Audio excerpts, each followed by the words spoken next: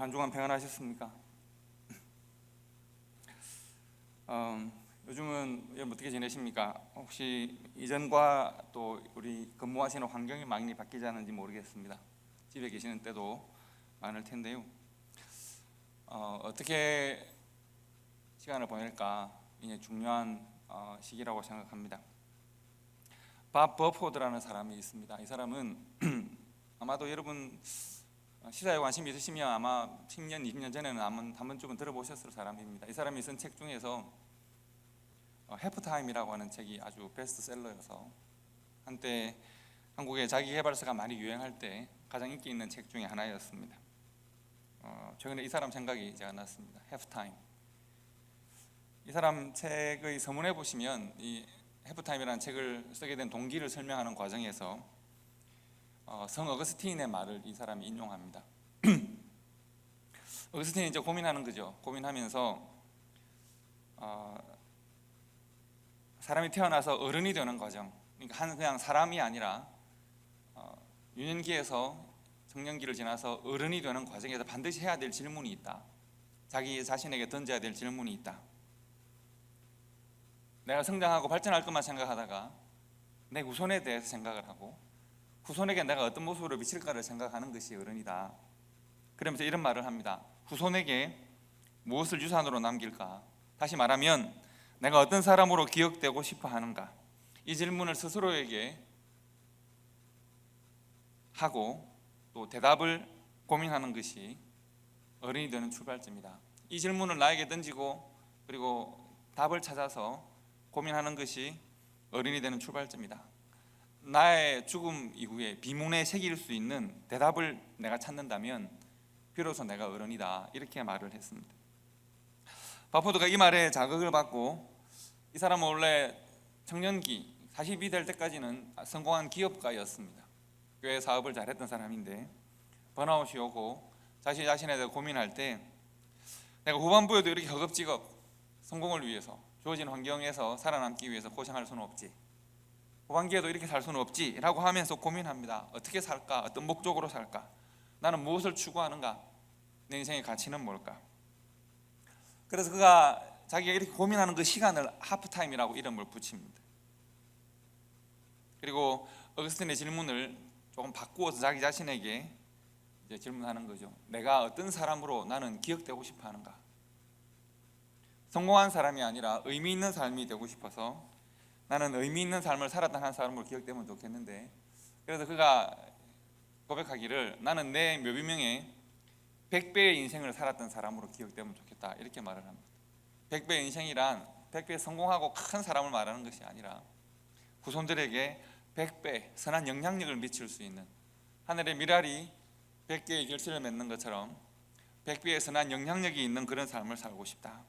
그래서 의미 있는 삶을 살고 선하게 영향력을 끼치는 삶을 사는 그런 사람이 되어야겠다, 이런 결심을 하는 것이죠. 그리고 그 책을 쓴 것입니다. 그래서 그가 인생의 전반부를 살고 이제 후반부를 준비하면서 그 전반부처럼 급하게 필요와 요구에 얽매여서 사는 삶이 아니라 목적지향적이고 가치지향적인 삶을 살기 위해서는 먼저 이러저러한 모습으로 하프타임을 좀 가집시다 라고 하면서 그냥 일반적인 고민을 합니다. 그것이 첫째는 생각하며 살자는 것입니다. 생각을 좀 합시다. 많은 사람들이 인생의 전반부에 저지르는 가장 큰 실수는 정말로 내 인생의 중요한 가치에 내 시간을 사용하지 않는다는 겁니다. 오히려 필요하고 모든 사람들이 다 하고 다 허겁지겁 살아가는 일반적인 목적에 내 삶을 다 투자해버리니까 어느 순간 나를 돌아보았을 때 가치와 의미가 있는 삶은 사라지고 세상과 똑 닮은 삶을 살게 되니까 생각하면서 삽시다. 생각을 좀 합시다 라고 하는 것이 가장 첫 번째 권면입니다. 일반적인 것이지만 쉽지는 않습니다. 두 번째는 자기 자신을 차분차분하게 한번 신중하게 점검을 해봅시다. 나 자신에게 질문을 던집시다. 나는 정말 내 인생의 중요한 가치를 놓치고 있는 건 아닐까? 여러분 자신에게 한번 물어보시겠습니까? 내게 가장 중요한 건 뭘까? 뭐라고 생각하십니까? 내가 추구하는, 내가 지금 가장 열심을 내고 내가 시간을 투자하는 일은 과연 뭘까? 내가 무엇을 가치 있게 생각하고 내가 가지고 있는 하나님 나에게 주신 자원들을 그 가치에 투자하는가? 여러분이 가지고 있는 가장 큰 자원이 뭐라고 생각하십니까? 자원? 돈을 말하는 건가? 그렇지 않습니다. 여러분, 우리에게 있는 가장 큰 자원이 돈일까요? 결코 아닙니다. 내게 있는 자원을, 하나님이 나에게 허락하신 그 자원을 내가 어디에 가장 많이 투자하는가? 하나님이 나에게 은사를 주시고 사명을 주셨을 텐데, 하나님이 나에게 주신 그러한 은사는 하나님의 허락하시는 거룩한 방법으로, 거룩한 목적으로 잘 사용되고 있는가? 하나님 나에게 은사는 이렇게 주셨는데 내 삶의 사용은, 내 시간의 사용은 저렇게 은사와는 관계없는 방식으로 소비되고 있지는 않은가? 이런 점검들을 바포드는 이제 합시다, 이런 이야기를 합니다. 그리고 마지막으로는 이런 시간들을 좀 제대로 가지기 위해서는 일상에서 조금 벗어나는 것이 좋겠다. 어느 정도의 시간을 가지고. 그래서 하다못해 시간을 내서 뭐 휴가를 가거나 할 수 없다는 것이 우리 일반적이니까요. 조용하게 자기 집 주변에 있는 숲을 거닐거나 새벽의 시간을 구별해서 기도하거나, 일상생활에서 좀 벗어난 자기만의 시간, 할 수 있다면 배우자와 함께 의논하면서 대화하면서 서로 소통하면서 하나님과의 소통, 나의 가족과의 소통들을 하는 과정에서 나는 어떻게 남은 인생을 살까에 대한 깊은 진지한 고민이 필요하다는 것입니다. 뭐 직장을 바꿉시다, 이사를 합시다, 이런 외적인 변화를 말하는 것이 아니라 삶의 가치나 내가 살아가는 삶의 습관이나 내 삶에 다가오는 삶의 여러 가지 모습들에 대한 태도를 내가 좀 바꾸자라고 하는데 이 사람의 권면이 있습니다. 그래서 이 버퍼드가 자기에게 가장 자극이 되고 이러한 변화의 과정에서 자기를 지켰던 말씀 하나를 소개하는데 여러분과 함께 나누려고 합니다. 그 말씀은 시편 139편 23절 24절 말씀인데요, 다 같이 읽어보실까요? 시작. 하나님이여 나를 살피사 내 마음을 아시며 나를 시험하사 내 뜻을 아옵소서. 내게 무슨 악한 행위가 있나 보시고 나를 영원한 길로 인도하소서. 아멘. 이렇게 하나님과 교통하고 하나님의 생각을 내가 알고, 그리고 하나님의 생각으로 내가 내 인생의 후반부에 내가 하나님 나라의 가치와 목적에 맞는 삶을 살고 싶다, 이렇게 바포더가 우리에게 권면하고 또 우리가 그렇게 살아야 하겠습니다. 이 해프타임이라는 말을 기억하시고 오늘 말씀을 한번 보도록 합시다. 오늘 말씀을 다양한 관점에서 볼 수 있겠지만 해프타임 기억하시고 오늘 말씀을 보시면, 오늘 본문은 좀 재미있는 본문입니다. 오늘 본문에서 여러분 누구를 만나십니까? 9절에 보시면 어떤 사람이든 이름이 뭐죠? 마태입니다. 마태라는 사람이 이렇게 되어 있습니다. 예수께서 그곳을 지나가시다가 마태라 하는 사람이 세관에 앉는 것을 보시고 이렇게 했습니다. 그리고 예수님께서 마태를 보시고 이르시되 나를 따르라 라고 말씀하셨고, 마태는 어떻게 했다고요? 일어나 따르니라고 했습니다. 중간에 무슨 고민을 하거나 이런 일이 없습니다. 나를 따르라, 따랐습니다. 세관에 앉았는데 예수님이 지나가시고 예수님이 마태에게 다가오셔서 나를 따르라 하시고 나는 따랐다는 겁니다. 10절을 보시면 예수께서 마태의 집에 들어가셨습니다. 그러니까 마태는 예수님을 따르기로 하고, 또한 따르기로 한 다음 마태는 아마도 예수님을 집으로 초대하고 그리고 많은 사람들을 초대했습니다. 마태가 그 지역의 유력한 관리였기 때문에 지역 유지라고 할 수 있는 바리새인도 초대를 하고 세관에서 함께 일하는 사람도 초대를 했을 것이고 자기하고 친한 사람들도 아마 소개를 했을 겁니다. 그래서 잔치를 열고 많은 사람들이 먹고 마시는 자리입니다. 그런데 한번 여러분 생각해 보십시오. 우리가 읽은 본문은 어느 성경이죠? 마태복음입니다. 마태복음을 기록한 사람은 누굴까요? 당연히 마태겠죠. 지금 마태가 마태복음을 기록하면서 마태라는 사람이 이렇게 말하고 있습니다. 마태를 3인칭으로 표현합니다. 여러분 이렇게 연인들이나 부부 간에 자기를 이름을 써서 하실 때가 있나요? 이게 1부 예배 때 2부 때 위부의 분위기가 다르군요. 1부 예배 때 우리가 조금 약간 우리 나이 드신 형님 누님들께서는 전혀 하지 않는다는 식의 얼굴 표정을 굳어 계셨는데 2부 예배 때 여러분들은 보니까 하시는 모양이네요. 장로님 혹시 이제 권사님한테 그러신 적 있으십니까? 삼봉이는 소고기가 먹고 싶어 이렇게 한번 해보시죠. 그러시면 반찬에 달아줄 수도 있습니다. 지금 그런 거 비슷하지 않습니까? 마태복음을 기록하는데 마태라는 사람이 있었다는 거예요. 그리고 자기는 마태라는 사람은 세리였다는 거예요. 자기를 객관화해서 설명하고 있어요. 요한복음에서 보면 요한이 자기를 설명하는 때가 있거든요. 근데 요한은 이렇게 하지 않아요. 요한은 사랑받는 제자 이렇게 표현하고 이렇게 자기가 드러나지 않게 모르는 사람이 읽으면 누군지 모르게 넘어가거든요. 근데 마태는 안 그래요. 마태라는 사람이 세관에 앉아 있어요. 실은 자기인데 객관화시켜 말하는 거죠. 그리고 마태라는 사람이 사람들을 초대해서 잔치를 베풀어요. 잔치의 주인공이 이제 자신인데 이렇게 객관화시켜서 설명을 하는 거죠. 가버나움이라는 곳, 마태가 지금 예수님을 만나는 곳은 가버나움이라는 곳인데요. 가버나움은 특별한 곳입니다. 마태는 가버나움의 세리입니다. 가버나움은 갈릴리 북서쪽에 있는 도시인데 로마의 군대가 주둔하고 있습니다. 로마의 군대가 주둔하는 이유는 그곳에 세관이 있기 때문입니다.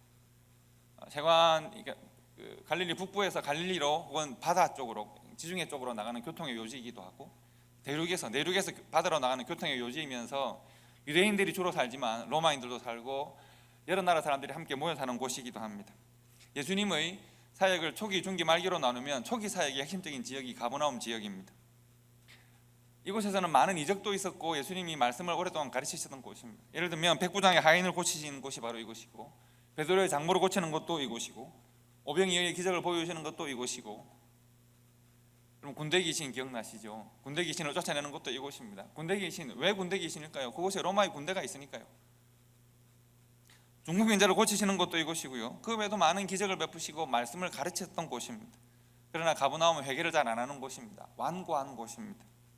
예수님께서 탄식하시면서 그들을 책망하시는데 가버나움아 내가 하늘까지 높아지겠느냐.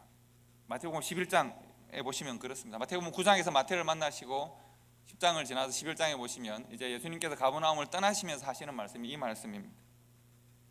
네가 하늘까지 높아지겠느냐, 음부까지 낮아지리라. 내게 행했던 모든 권능을 소돔에서 행하였다면 그 성이 오늘날까지 있었으리라. 내가 너희에게 이르노니 심판날에 소돔 땅이 너희보다 견디기 쉬우리라. 이렇게 말씀하십니다. 왜냐하면 로마의 군대가 주둔하고 있는 만큼, 세관이 있는 만큼 수많은 사람들이 드나드는 곳이기도 하고 로마의 문화가 강력하게 지배하는 곳이기도 합니다. 시험이 많고 유혹이 많습니다. 자, 그런 유대 땅에 속하였지만, 갈릴리 지역에 속하였지만 로마의 군대가 있고 로마의 문화가 지배하는 곳에 예수님이 계십니다. 여러분, 군대 귀신이 어디에 다 빠져 죽죠? 돼지에게 들어가서 물에 빠져 죽습니다. 근데 유대인들은 돼지를 안 키우잖아요. 근데 그곳에 돼지를 수천 마리를 키우는 사람이 있다는 것은 그 지역 자체가 이미 로마화 되었다는 이야기입니다. 그런데 그곳에 바리새인들이 율법을 지키고 살고 있는 겁니다.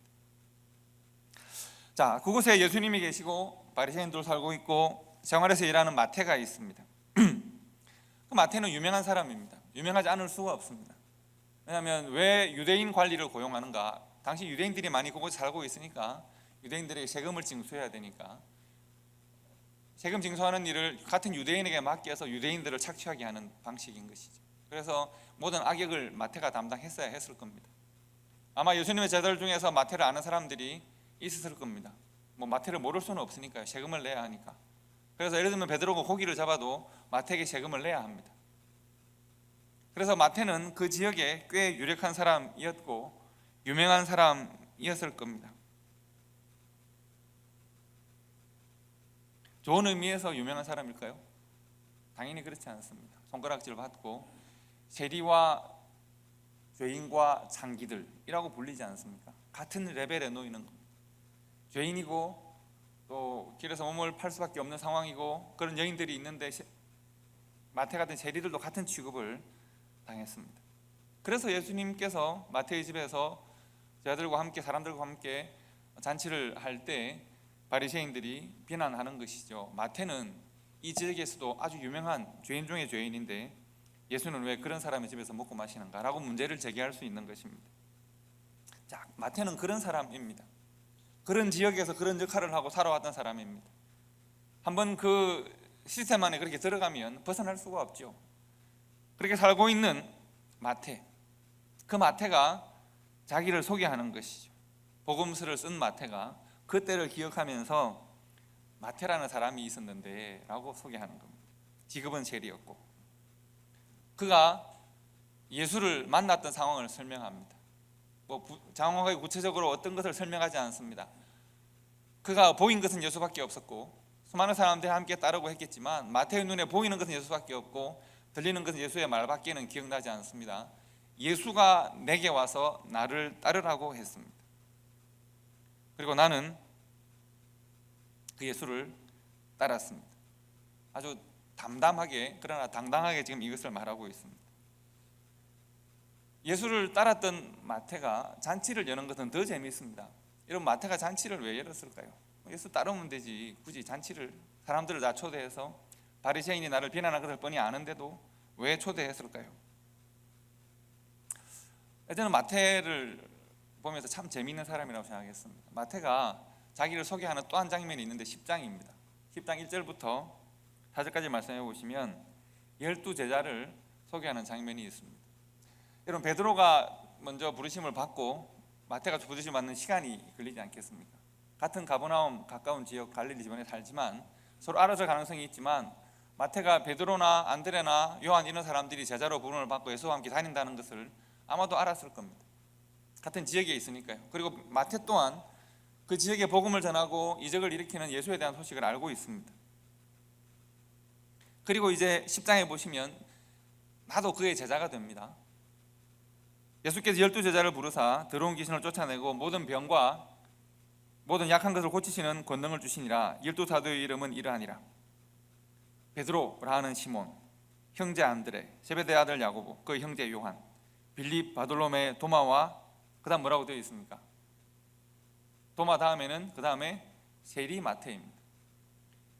알페오의 아들 야고보, 다데오, 가나안의 시몬, 가룟 유다, 곧 예수를 판 자라고 되어 있습니다. 베드로라는 시몬이라고 하는 것은 또 다른 이름을 받았으니까 그렇게 설명할 수 있죠. 가룟 유다, 예수를 판 자 설명할 수 있습니다. 근데 그 누구도 직업을 소개하지는 않습니다. 근데 마태는 자기의 직업을 소개합니다. 세리 마태. 만약에 제자들을 소개하는데 직업이 중요했다면 농부 누구, 어부 누구 이렇게 소개를 했어야죠. 그런데 중요하지 않은데 세리는 자기가 9절에서 내가 세관에 앉았던 마태라는 사람이었고 10절에서는 세리였던 마태다라고 하는 것을 객관화해서 딱 설명을 합니다. 길가에 세관에 앉아 있었던 마태의 집에서 세리였던 마태가 제자가 되고, 저는 마태의 이러한 자의식이 지금 잔치를 베푸는 중요한 이유라고 생각합니다. 여러분, 예수님께서 오랫동안 이곳에서 말씀드린 대로 사역을 했었고 많은 사람들이 부름을 받고, 마태는 실은 레위라는 또 다른 이름을 가지고 있는데 말씀드린 대로 마태 또한 예수님의 소식을 들었을 겁니다. 근데 예수님에 대한 소식은 어떤 소식인가 하면 좋은 말씀을 하고 이적을 베푸고 이런 이야기도 들었지만 아마도 마태의 귀에는 예수가 누구를 만나는가 관심이 갈 수밖에 없습니다. 당시 사람들은 죄인과 세리와 죄인, 혹은 세리와 창기와 죄인 이렇게 함께 불렀으니까요. 들어보니까 예수가 남에서부터 소경했던 사람들을 만나고 우리는 다 문둥병자들을 다 손가락질하고 저주받은 사람들이라고 했는데 그들을 만나고 연약한 사람들을 만나고 죄인이라고 하는 사람들과 함께 식사를 하고 예수가 그랬다고 하는데, 마태가 아무것도 모르는 상태에서 누군가가 나에게 와서 나를 따르라면 따르는 사람은 아니잖아요. 사실은 지식이 있었을 거 아니에요. 그런데 고민을 하겠지. 어부였던 베드로가 제자가 됐대. 병자를 만났는데 그를 더럽게 거리를 만들어 소셜 디스턴스를 만들어 하지 않고 그를 품고 그를 위해 기도했더니 나았대. 장기들과 함께 식사를 하고 그들을 축복하고 긍휼히 여겼대. 그런 이야기들을 들었습니다. 그리고 고민하지 않겠습니까? 그러면 나도 이거 예수를 만날 수 있을까? 그 예수는 나 같은 사람도, 세상 모든 사람들이 나를 비난하고 세리라고, 민족의 고혈을 빠는 사람이라고, 민족을 배신하는 사람이라고, 돈만 아는 벌레 같은 사람이라고 나를 손가락질 할 텐데 하는데, 예수는 병자들을 긍휼히 여기고 장녀들까지도 품고 죄인들을 사랑하신다는 그 예수는, 나도 그 예수를 만나면 될까? 만나줄까? 라고 하는 생각을 하고 있지 않겠습니까? 예수님에 대한 소식을 들었습니다. 가슴이 두근두근. 하나님의 나라를 보여주고 이적을 베푸는 사람, 병들고 가난한 사람들의 친구가 되어주는 사람, 나 같은 사람도 될까? 나 같은 사람도 그가 만나줄까? 내 어쩌다 보니 로마의 관리가 되어 동족의 피를 빨며 살아왔는데, 나도 이런 사람의 삶에서 벗어나고 싶었어요. 나도 이제 좀 뜨뜻하게 살고 싶은데, 이제는 죽어도 괜찮겠다라고 말할 수 있는 사람이 되고 싶은데, 도저히 출구가 보이지 않는 이 막막한 삶, 매일 세간에 앉아서 돈을 세고 있는 나 같은 사람에게도 복음이 들어올까? 그가 내 앞에 나타났습니다. 그의 첫 눈길이 내 마음을 흔들고 첫 마디가 내 삶을 빼앗았습니다. 너는 나를 따르라. 너는 나를 따르라. 생각하기 전에 발이 먼저 움직였습니다. 잔치를 열었습니다. 내 이전의 삶을 떠나보내는 잔치, 세상의 노예였던 내가 하나님의 사람이 된 것을 축하하는 잔치. 오랜 벗들이여 오라. 나와 함께 돈을 세던 바리새인들이여 오라. 나를 미워하고 저주했던 이웃들도 오라. 내 과거의 삶, 과거의 영광으로 오라. 내가 벗어버릴 껍데기로 잠시 오라. 내가 걷는 길이 곧 그대들의 길이 되기를 축복하며 나는 이제 새 길을 가리니. 바리새인들이 나와 함께하는 예수님을 비난합니다. 세리와 죄인, 죄인과 세리, 어떻게 불러도 나를 표현하는 말 안에 나를 가두고 내가 과거의 삶에 남아있기를 바라는 것 같습니다. 예수님은 나를 만나시던 눈빛으로 그들을 보시며 말씀하십니다. 안다. 나도 마태가 죄인인 것을 안다. 그리고 그에게 무엇이 필요한지도 안다. 그를 죽이기 위해서는 정죄하고 판단하면 된다. 그를 살리려면 긍휼을 베풀어야 한다. 나는 마태와 같은 사람들을 구원하기 위해 하나님의 긍휼로 이 땅에 왔다. 그는 내가 만나야 할 사람, 이 집은 내가 있어야 할 집이다.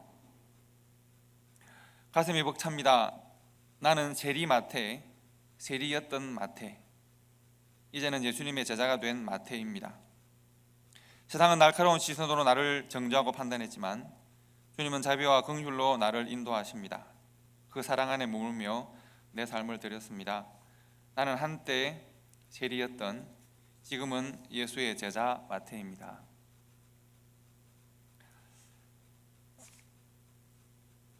저는 마태가 자신의 삶에 찾아온 하프타임을 참 잘 보냈다고 생각합니다. 그는 그 하프타임을 통해서 고민했고 예수를 만났고 예수의 긍휼과 자비, 예수의 위로와 사랑을 힘입어서 이제 그는 세리였던 지금 제자 마태가 되었습니다. 세리로 살던 때와 예수의 제자가 되고 사도로 된 지금 마태는 전혀 다른 삶인 것이죠. 한때 돈을 세고 있던 마태가 지금은 하나님의 말씀을 기록하는 사도 마태가 되었습니다. 한때 돈의 노예였던 마태가 이제 예수 그리스도의 제자 마태가 되었습니다. 예수의 제자는 이러하니라. 예수의 제자 중에 귀신을 쫓아내고 병자를 고치고 하나님 나라의 복음을 전하는 예수의 제자 가운데 세리였던 마태도 있었는데, 그때는 세리였을 때는 모두가 다 아는 돈의 노예, 다른 사람의 눈물로 살아가는, 그들의 피를 빨고 살아가는 사람이었는데, 이제 그가 복음을 전하는 마태, 세리였던 예수 그리스도의 제자 마태. 마태가 자신의 과거를 잃지 않고 당당하게 담담하게 자기를 표현합니다. 저는 그 생각을 해봤습니다. 예수님의 제자가 12명인데요 그 중에서 오늘날로 말하면 세무사나 회계사와 같이 재정을 제일 잘 아는 사람이 누구였을까요? 당연히 세리마트죠. 그런데 예수님의 전대를 회계를 맡은 사람이 누굴까요? 가룟 유다입니다. 마태는 완전히 다른 사람이 된 것을 우리들에게 보여줍니다. 그 마태가 오늘 성경의 말씀을 통해서, 마태의 삶을 통해서, 고백을 통해서 우리들에게 예수님 이후에 이 말씀을 읽고 예수 그리스도를 소개받고 알게 될 우리 모든 역사적 교회 모든 사람들에게 마태가 자기를 소개하는 거죠. 마태복음을 기록하면서 마태라는 사람이 있었어요. 세관에 앉아있는 세리였어요. 얼마나 비난받는지 아시죠? 심지어 내 면전에서 내가 여기 앉아있는데 내가 예수로 말미암아 새로운 삶을 살겠다고 예수를 초청하고 그의 제자들을 초청했는데 바리새인들이 다 들리게 나의 면전에서 나를 모욕하는, 어떻게 예수라는 당신의 스승은 저런 죄인들과 함께 자리를 할 수 있습니까? 라고 나의 면전에서 나를 모욕하는 정도의 모욕을 일상적으로 받으며 살아가는 사람이 나 마태였는데, 그런데 지금 내가 여러분들에게 예수 그리스도의 복음을 기록하고 있어요. 내가 아무리 새로운 삶을 살아가고자 좋은 사람이 되고자 발버둥 쳐도 세리 아닌 다른 무엇으로 살아야 될지를 모르는 그런 사람이었는데, 예수님이 나를 만나주시고 자비와 긍휼로 나를 보시니까 내가 새로운 사람이 되었어요. 세상에 단 한 번도 세상에서 받지 못하던 자비와 긍휼의 눈길, 그 음성, 그 손길로 나를 인도하셨습니다. 나는 세리였고 지금은 제자입니다. 나는 세리였고 지금은 사도입니다. 나는 이전에는 돈을 말했고 지금은 복음을 말하고 있습니다. 세리 마태는 그것을 우리들에게 말하고 있습니다. 성도 여러분, 여러분은 지금 인생이 어디쯤 와 있습니까? 오해는 하지 마셔야 합니다. 하프타임? 그럼 인생이 줄반으로 또 꺾여서 35세 사이, 45세 사이가 하프타임인가? 아닙니다. 20대도 하프타임을 가질 수 있고 70대도 하프타임을 가질 수 있습니다. 횟수의 문제가 아니라 이전에 살아왔던 삶을 뒤집어서 내가 새롭게 삶을 정비하고 가치 있고 의미 있는 삶을 살기로 결단하면 바로 그때가 하프타임입니다. 80대에도 청춘의 하프타임을 가질 수 있고 20대도 하프타임을 가지지 못하고 그대로 그저 주어지는 대로 살아갈 수도 있습니다. 하프타임은 어느 순간 딱 정해진 것이 아니라 새로운 삶을 살고자 하는 어떤 한 사람이 하나님의 말씀과 더불어 고민하기 시작할 때 바로 그때가 하프타임이고, 욕망과 성공이 아닌 평강과 나눔의 삶을 고민하고 결단하는 과정에서 우리에게 하프타임은 의미 있게 다가오게 됩니다. 그렇지만 오늘날 인류가 내가 원하지 않아도 하프타임의 시간을 강요받고 있는지도 모르겠습니다. 중요한 것은 그 결과이죠. 여러분, 제가 요즘 정말 조심해야 되는 말이 있다고 생각합니다. 우리가 요즘 뉴노멀이라는 말을 많이 쓰죠. 이 코로나 이후에 뉴노멀, 새로운 삶의 일상이 다가올 텐데, 그리고 하는 말이 어떻게 살아남을지를 고민해야 된다고 말합니다. 어떻게 살아남을까? 이게 정말 조심해야 될 말이라고 생각합니다. 우리는 살아남아야 될 사람이 아니라 어떻게 살아갈까를 고민해야 되는 사람입니다. 내가 생존을 위해 사는 사람이 아니라 가치와 의미를 가지고 살아가야 될 사람입니다. 생존을 위해서는 어떻게 살아도 생존하면 되잖아요. 그런데 우리가 생존 자체가 우리의 미덕이자 목표일까요? 그렇지 않습니다.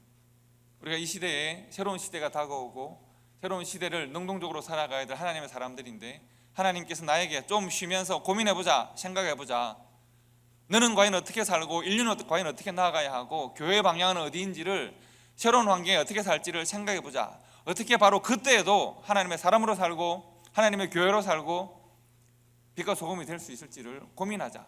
너는 과연 무엇을 위해서 어떻게 살기를 원하는가를 고민하자는 겁니다.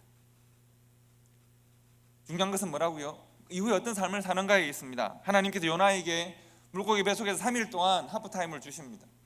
그가 다시스로 가지 않고 니네웨로 이제 가서 복음을 전합니다. 너무 화가 나서 죽기를 간구했던, 탈진했던 엘리야가 하나님 인도하심을 받고 광야로 들어가고 또 들어가서 세미한 음성으로 다가오시는 하나님의 음성을 만납니다. 바로 그 순간이 엘리야의 하프타임입니다. 그가 다시 이스라엘 역사로 뛰어들고 복음을 전합니다.